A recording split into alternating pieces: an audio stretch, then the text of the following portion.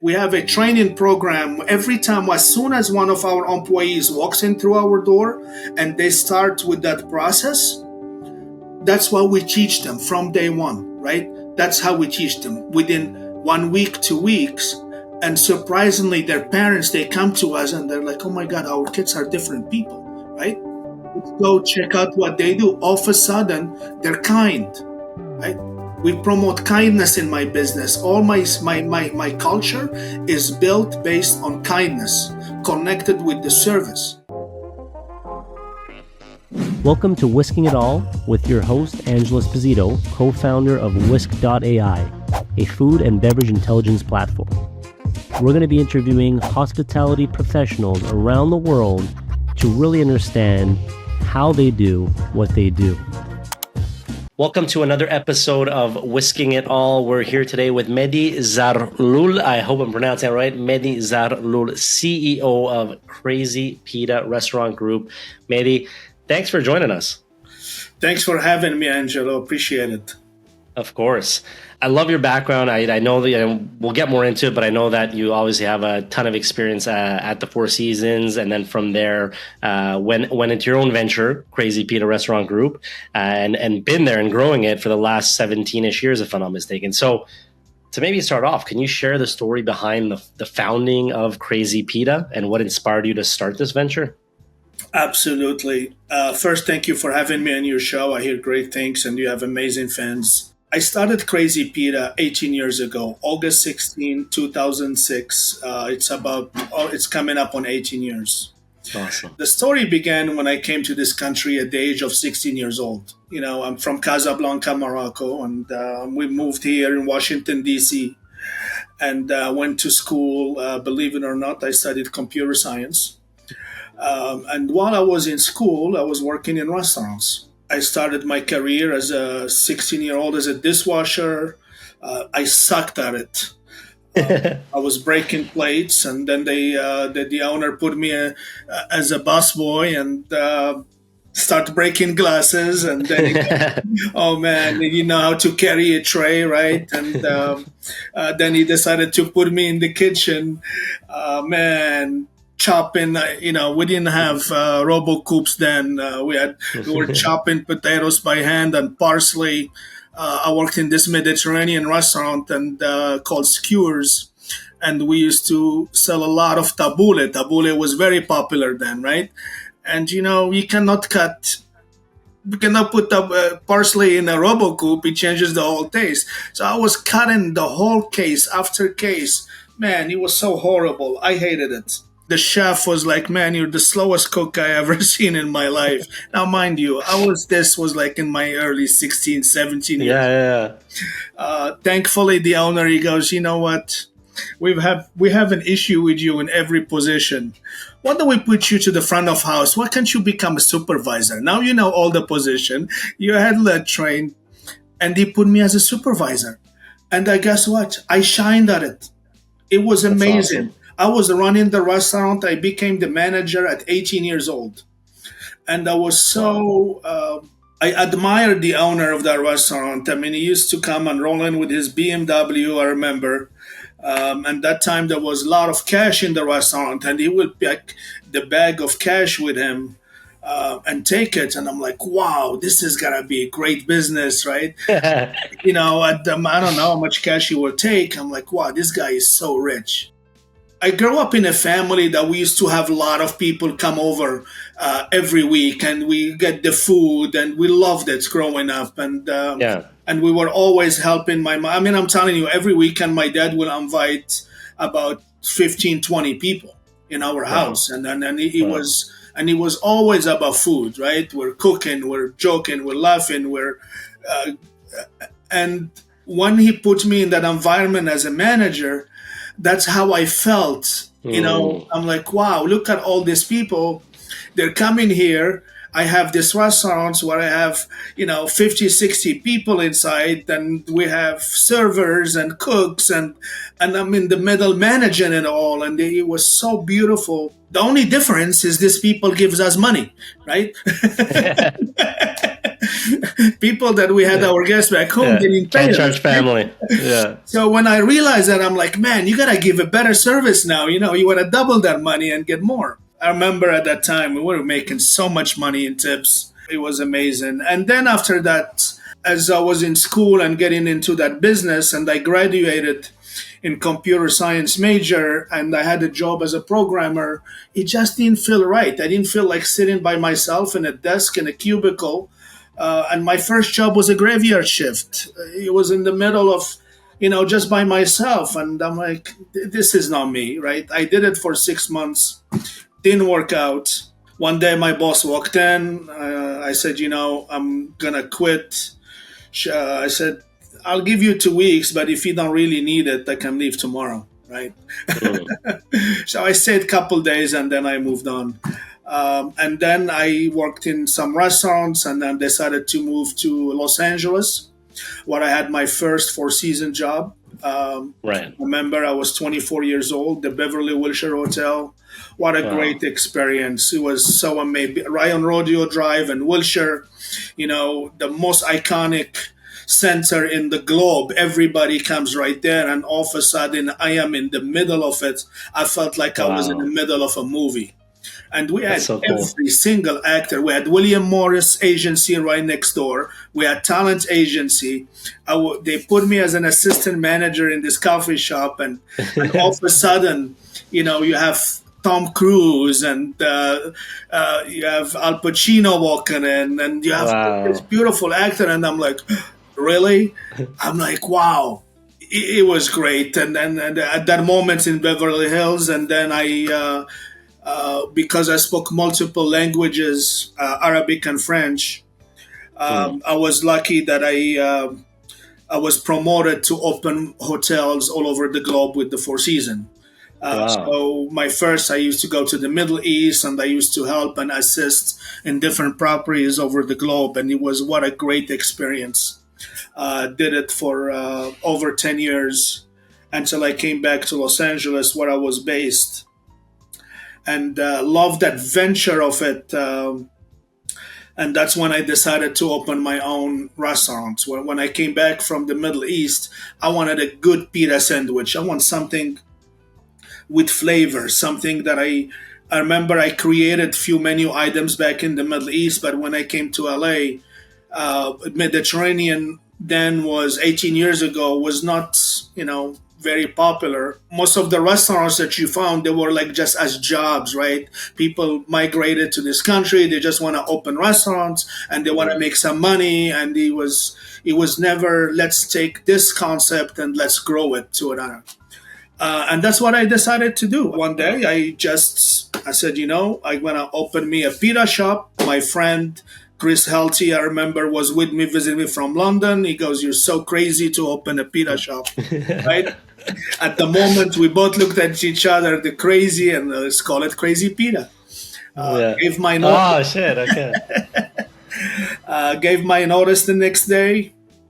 Wow. My boss goes, you're crazy to do this. I'm like, I know, you have no idea.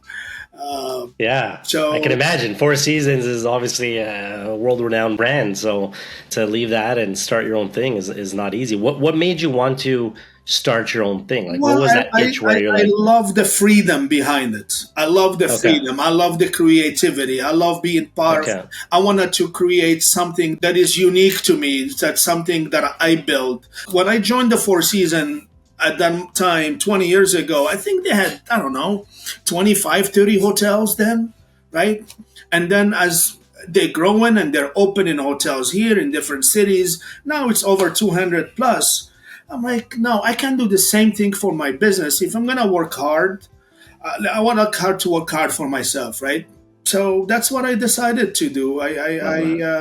I'm a type of a person that I like to create. I like to develop. I like to do new things. And I didn't want to grow up and one day say, oh, I wish I did it, Like, I was early in my 30s. I'm like, what's the worst going to happen? You go back and you go get a job, right? But for me, it was no room for failure. You had to go and open it. And that's what I did. I moved to Las Vegas, Henderson, Nevada. One of the best cities I found it as it is a home to me right now. It's an amazing. I was welcomed by the people here, and that's where it started 18 years ago. And we Wow. went on, and then we had some challenging times, and then as soon as I opened, the economy hit in 2007, 2008. Oh You shit. remember that? And I'm like, oh my Yeah. God, what did I do? All the money that I saved in the war, couple pennies is down the drain, right? But Oh man. surprisingly, my restaurant during that economic time, it went skyrocketed. Interesting. Why do you think that is? Fast casual, what happened is all the people that used to go frequent fine dining restaurants, they had Yeah. the economic, they lost money, they're in the market. So guess what they want? They want an establishment that serves the same product of food, right? With reasonable prices. Hmm.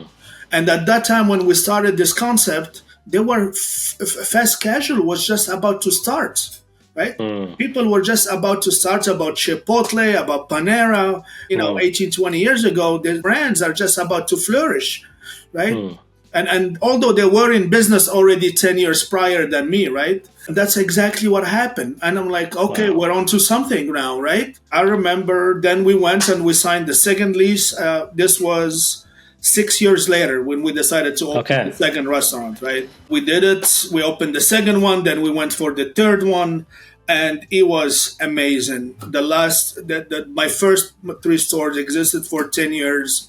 It was a great experience. It was like anything you can imagine. It was the American dream. Lived it, That's touched awesome. it, felt it.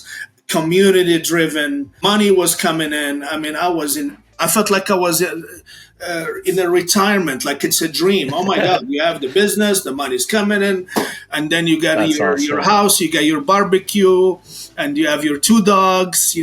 Then a few years back, then COVID hits, right? And then you start looking, oh my God, I lost everything, right? Shit. You shut down your stores, all what you worked for, right? You get involved in that American system, right? Yeah. Most of us that we make the money, we pay out. Whatever you make this month is you're paying yesterday bills, right? Yeah. Yeah. But it was still coming. But the second it stopped, oh my God, that's it. Maybe That's it's time rough. to go get a job, right? Oh man. Were you guys forced to close, or was it mainly like people just not wanting to go out? Like, what was the situation there? Because it's a bit different. I was in Florida, so it was a bit different. But how was it in Nevada? Well, in Nevada, it was we had to close for a little bit, right? Okay. And then every state was different, and the governor decided to open for to go only, right? I wasn't sure what to do, right? I was like the people. I was scared for my life too. I didn't want to go out, Right. and I'm like, I already lost. The restaurants are closed. There is no money coming in. We took a month off, about a month and a half, until it was clear for the safety, my Yeah. customers, my employees. I was one of the first people to shut it down, so my employees can go get help from the government. I want them to be first in line. And that's what they did. And then after a month and a half, we decided to reopen, and we opened for to go only. It was great. And then we went through the table distance. It was good. All of a sudden, you have this takeout business that's making you more money than dine in. And then That's interesting. I wanted to pick your brain about that. Like how obviously like yeah, the tough times, but sometimes it creates kind of, innovation. So for you guys started doing more takeout and pickup or delivery. Tell me a bit about that. What did that transition look like and how did it change your business? for me, we always had takeout in my business. We have three. I have takeout, dine-in, and catering. Takeout was calling for about 25 to 30% of my business already, Okay. So yeah. originally, right? So it Wow. was nothing new to us, right? Okay. We're done it. We were an expert at it. It just now switched. It became 75, and the dine-in became 25, right? Got it. And then when you realize, you're like, oh, do I need all this dining room now for my next locations I do, right? Do I need Right. 225, or should I shrink them to 1,500 and focus on more of the takeout? Right. And now today we have we created additional businesses, two more concepts called Salad Madness and Chicken Genius. Okay. That started as virtually, and now we're kind of funneling them to one store. As of today, we are one of the first leaders to create a three concept brands within one environment, one store. We're changing them. You have all the three of them. Think of them as, like a mini food hall, right? Got it. Versus Got a it. big, huge food hall with just a mini one. We're going to have three. Maybe we're going to add one or two more in the future instead of going to a 25,000 square feet, because now 50% of it is coming through the internet anyway, right? Right. That's super interesting. And I'm curious, like, how did you maybe, we have a lot of restaurateur listeners and operators.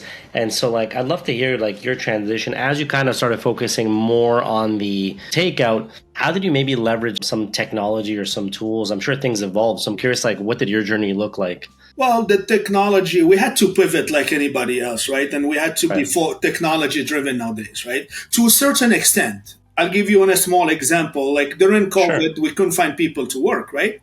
So we were one of the first restaurants in the country that does virtual cashiering. We had virtual cashiers from the other side of the globe that will come in and they will be on the screen just like you talking right now. They will take Yeah. your order. We give them access to the POS and Oh, they're putting wow. your order right there. We had them for almost over a year and a half Wow. That's because we couldn't interesting. find people to work, right? It was in the beginning because it was new, there was some resentment from the customers, right? But a lot of customers don't understand, right? They want to see a person, human. We never took the human touch. We kept the human. We didn't give you a kiosk. We didn't give you a tablet.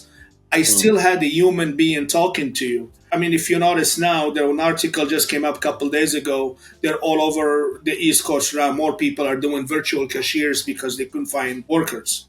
3% Interesting. unemployment. For some say 3 to 4%.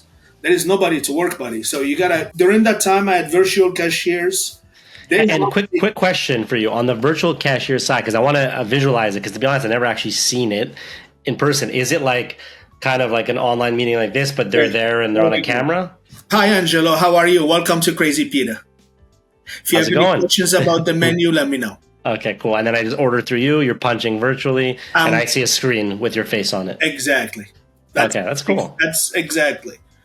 Very Some cool. genius guy decided to take the Zoom concept Yeah, and take the orders. The only thing they have to do is access, like go to the mypc.com, POS. access Yeah. most of the POS are window based, right?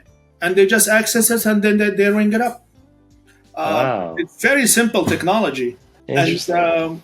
but they helped me cover over 6,000 shifts for the period I had them.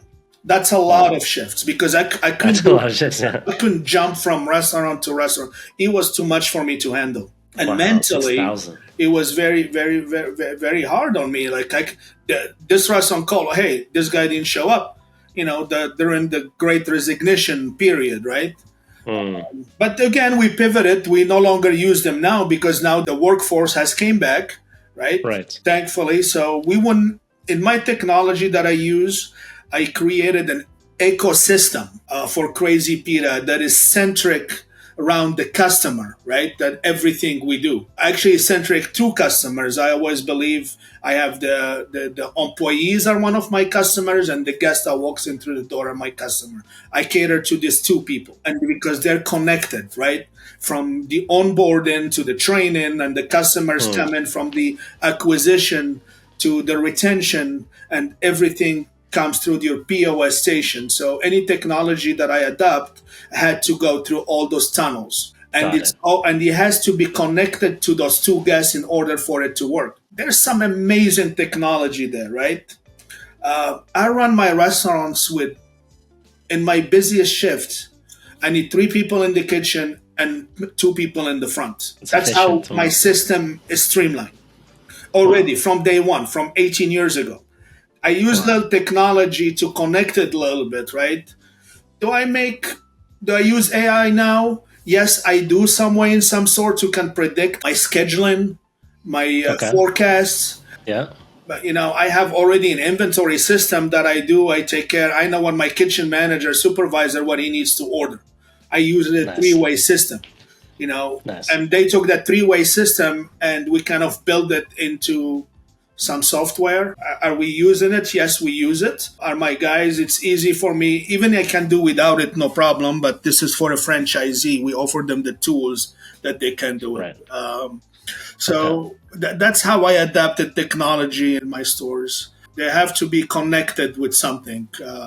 If they're gonna take, if it's gonna save me time on my operation, yes. Right. Yeah. At the end that of makes the sense. day, we cook for living, right? That's what we do. We come, we Yeah. cook, we serve it, we collect money, and we move on. Now, there's a lot of software out there. There's some beautiful ones that do analysis, but again, that's for administration, right? That's and with the way I have quite a few of them that I look at, and but as long as they do the work for us, not us Yeah. doing the work, right? And then as long Right. as connected to the POS, then it's great. Otherwise, yeah, we're not going to use it. I love that. And you know, you gotta stop at some point. I mean, all these softwares 2-3 years ago, when I was start going to learning about this, there were over 2,000 companies out there that do softwares, right?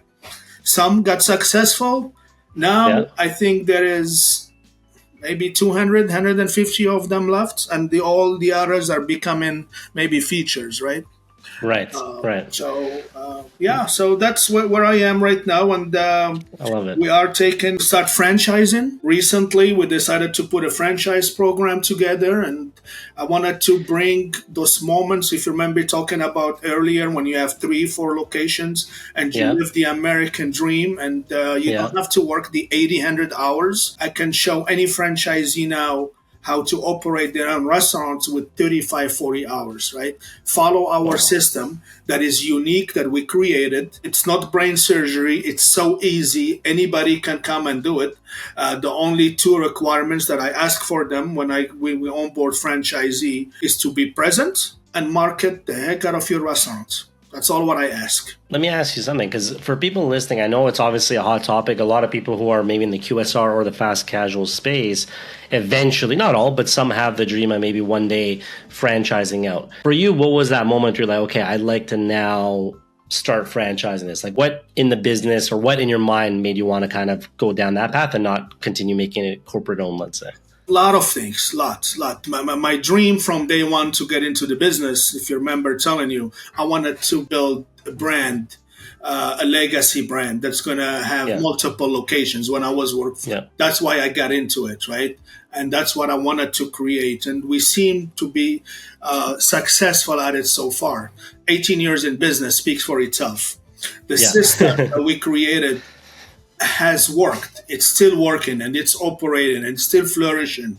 And the best part about it, it's making money. It's good. Now, as I want to create something for my, I want to leave something for my grandkids, right? To remember me with. I want to give them something, so they can go and flourish, so they don't have to go through the hardship that I went through.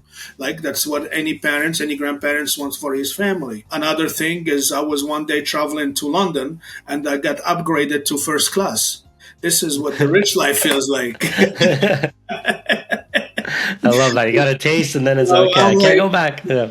Wow. And then when I Googled first class ticket, business ticket, I got shocked with the price. And I'm like, increasing my check average by like 50 cents is not going to cut it. I need to increase units. That's awesome. So, and that's, at the end of the day, we go into business to make money, right? Yeah. Right. And that's why we're here. We're going to make some money, right? And we're going to make good money. We're going to make decent money, and we're going to work for ourselves, and we're going to spend our money for our friends and family and join our community to make it happen. And we're going to get everybody, as many people involved in the system, right? People that will join our movement. I'm doing it also for different reasons. I like to expand and be part of the future of hospitality. Remember those days where I tell you when I have my fathers and bring people at home. Yeah. We have those Yeah. 15, 20 people, and you welcome them, and you have fun, and you're laughing, and you're eating, and you're doing things. Mind you, back home, when we have families, we go back to the farm and we grab the lamb, and we're right there, right? Itself, we Wow. go get the chicken. Which chicken do you like? Mhm. That one? And the kids are running after the chickens. Yeah, that's It's real fun. farm to table, right? That's what that's farm to table, right? Those are the things I want to create. They're good. They're happy moments. We create memories. I have customers that have been coming to me for 18 years now, right? Their children are working for me now. They're Wow. 16 years old. My Crazy Pita is older than some of my new cashiers. That's a sign for me to retire, right? I've seen so many kids that worked for 18 years where they are now. When I started, they were 16, 17. Now Wow. they're in their mid 30s, right? And they're very, Amazing. very successful in their jobs and careers. I can name each one of them. And it's good to see them still coming back, right? That's cool. They all That's come back cool. to the restaurant and they use it, and that's the first stop. We all still connected. We're creating memories. That's what we do. We're in the hospitality. It's about Yeah. the connection we make with our customers. That's what we do. From the technology side, we're trying to make it easier. I'll take your Yeah. order in any way necessary there is. If you like online orders, I give you an online order. If you like it delivered by Uber, DoorDash, or anywhere, I'm right there with you. If you want me to text it to you, I'll text it to you. Mhm. Right? That's We awesome. use the best of the marketing technologies, right? They're good. I work with some amazing people in the market. I like them to have connection with the customer, just not only for the first time, but we keep them coming back. Did you know here at Right. Crazy Pita, the frequency of visits is twice a week or sometimes more, Wow. right? For a person. So, That's huge. It says a lot. well, the economy now put a little dent on it, but it used to be 3, 4 times. I have Wow. customers that I see 3, 4, 5 times a week with us, right? That's amazing. because of our menu offering that we offer them. When you take home dinner, I'm offering you a home cooked meal, right? I'm giving you all the nutritious component that you need to have. You need to have your meat that is hot, your vegetables that are hot, and then your salad, and then your dip, your hummus or tzatziki, and some pita bread. As much pita bread as you want. That's a cooked hot meal. Rotisserie chicken, family meals with the rice, love the that. salad, the dip. It's not a sandwich that I'm giving you. Now you come for lunch. Yes, I have my chicken pita sandwich, my steak sandwiches, vegetarian that we offer.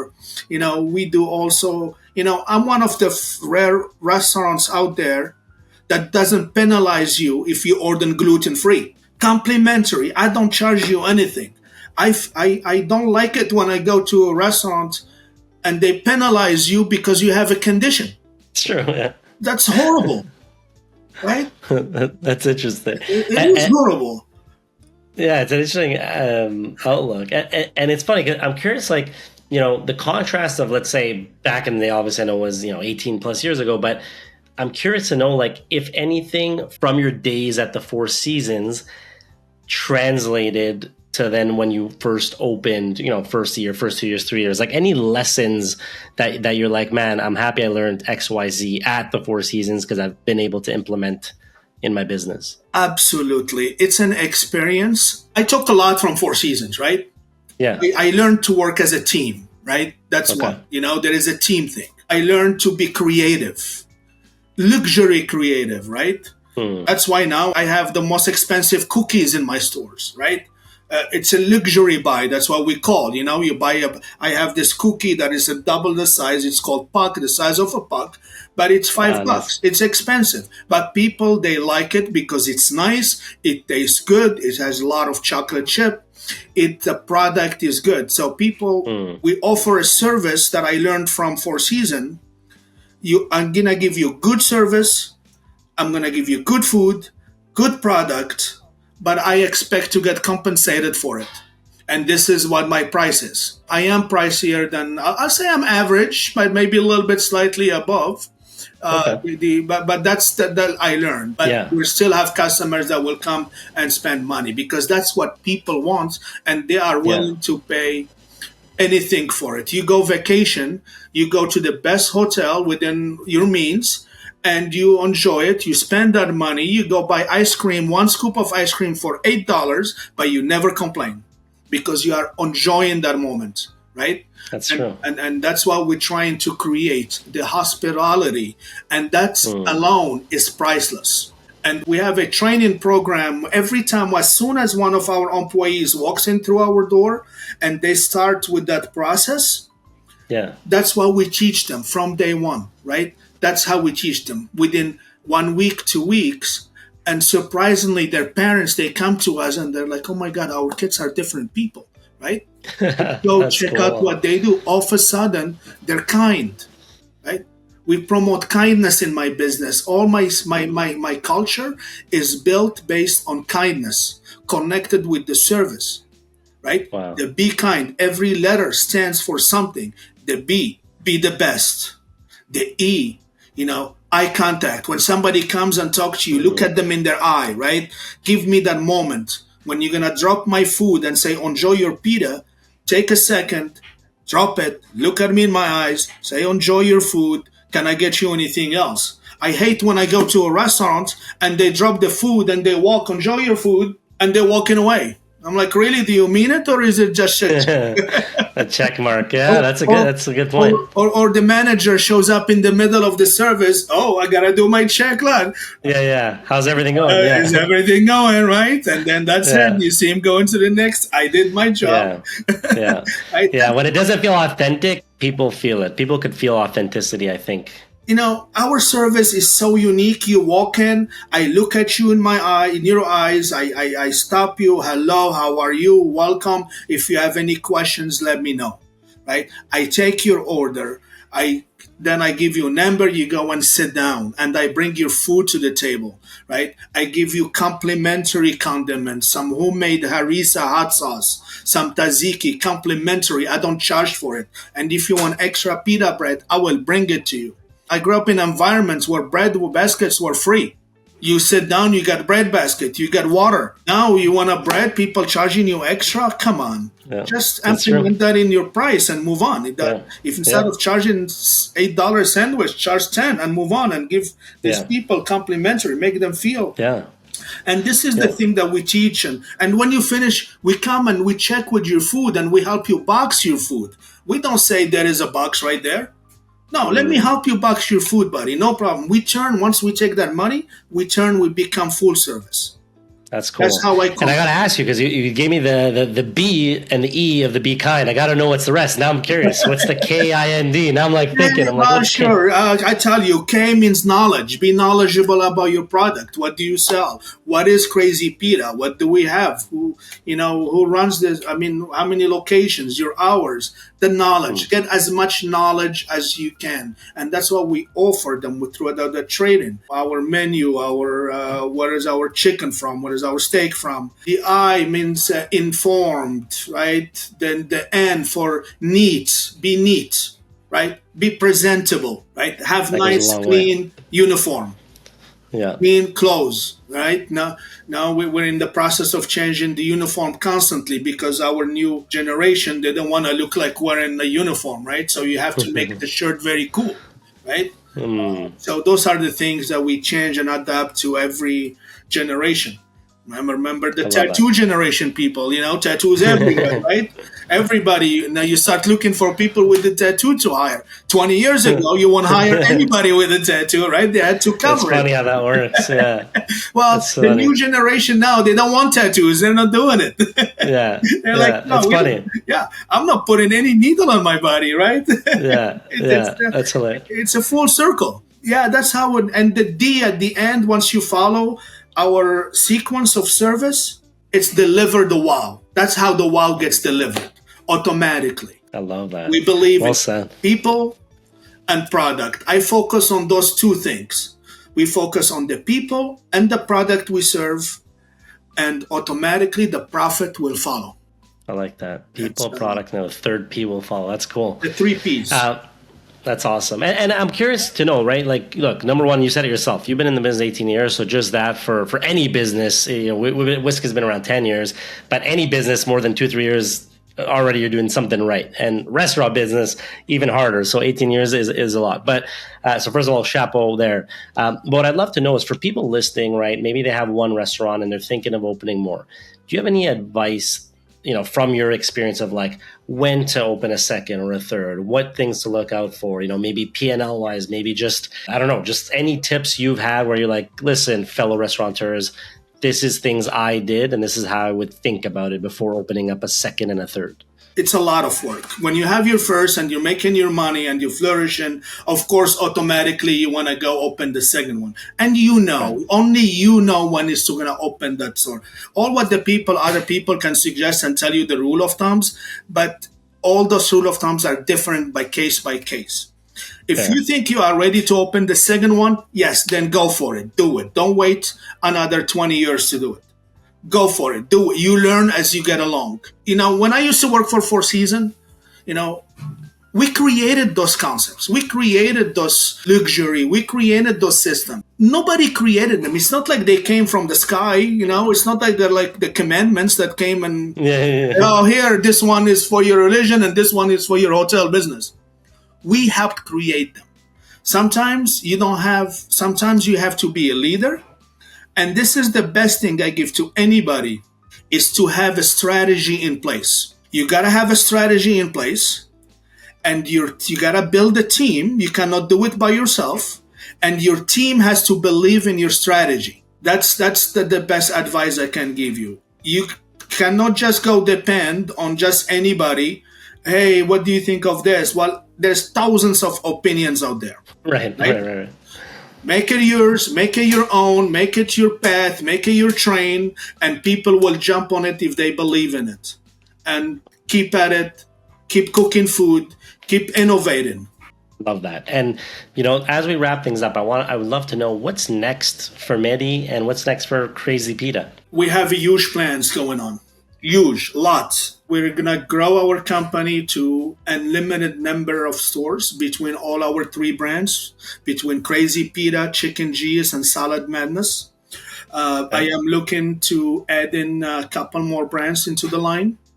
Oh, wow. Okay. So we're in the process of starting the wheels, the motions.